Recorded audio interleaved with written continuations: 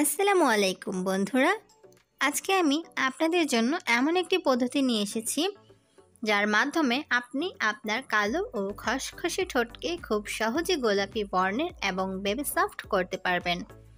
বন্ধুরা, নিজের ঠোঁটকে গোলাপি রাখার ইচ্ছা আমাদের সকলেরই, কিন্তু আমাদের অনেকেরই ঠোঁট শক্ত এবং কালো বর্ণের হয়ে থাকে। বিশেষ করে প্রতিটি মেয়ে চায় তার ঠোঁট যেন বেবি সফট পিঙ্ক হয়। এজন্য মেয়েরা বিভিন্ন প্রকারের লিপস্টিক জেল ব্যবহার করে থাকে, যা আমাদের ঠোঁটকে সাময়িকভাবে গোলাপি আভা দিলেও কিছুদিন পর আবারও পুনরায় আগের অবস্থায় ফিরে যায়। কিন্তু আজকের এই রেমেডি ব্যবহার করলে আপনার কালো খসখসে ঠোঁট পার্মানেন্টলি বেবি সফট পিঙ্ক হয়ে যাবে। তাহলে চলুন বন্ধুরা, দেখে নেওয়া যাক কিভাবে এই রেমেডিটি আমি তৈরি করছি। বন্ধুরা, রেমেডিটি তৈরির জন্য আমাদের সর্বপ্রথম লাগছে হচ্ছে একটি পরিষ্কার বাটি। এখন এর মধ্যে আমি 1 চা চামচ পরিমাণে নারকেল তেল নিয়ে নিব।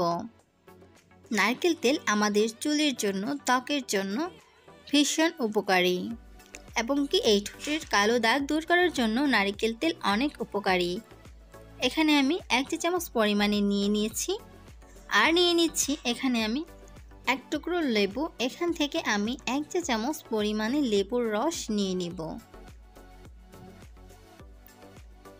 অবশ্যই এখানে লেবুটা নিতে হবে। লেবু নিয়ে নেওয়া হয়ে গেলে এখন আমি এর মধ্যে দিয়ে দিব মধু। এখানে আমি এই মধুটা নিয়েছি, তো এখান থেকে 1/2 চা চামচ পরিমাণে মধু আমি নিয়ে নিব।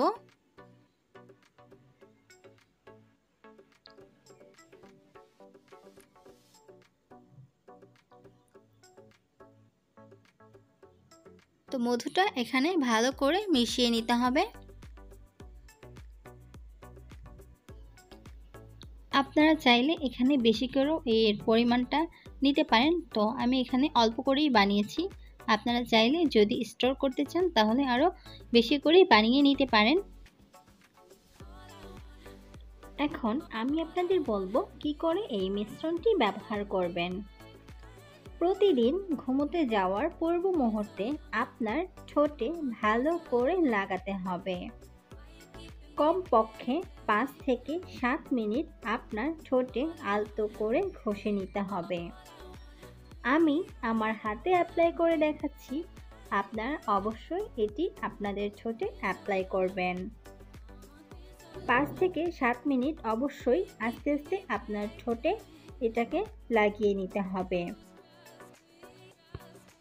এই মিশ্রণটি প্রতিদিন ব্যবহার করার ফলে আপনারা দেখতে পাবেন আপনাদের ঠোঁটে আস্তে আস্তে যে ঠোঁটের ডেড সার্কেলগুলো ছিল সেগুলো রিমুভ হয়ে যাবে। আপনার ঠোঁটকে করে তুলবে সফট এবং বেবি পিঙ্ক। আশা করি আজকের টিপসটি ভালো লেগেছে। আজকের মতো বিদায় নিচ্ছি। আল্লাহ হাফেজ।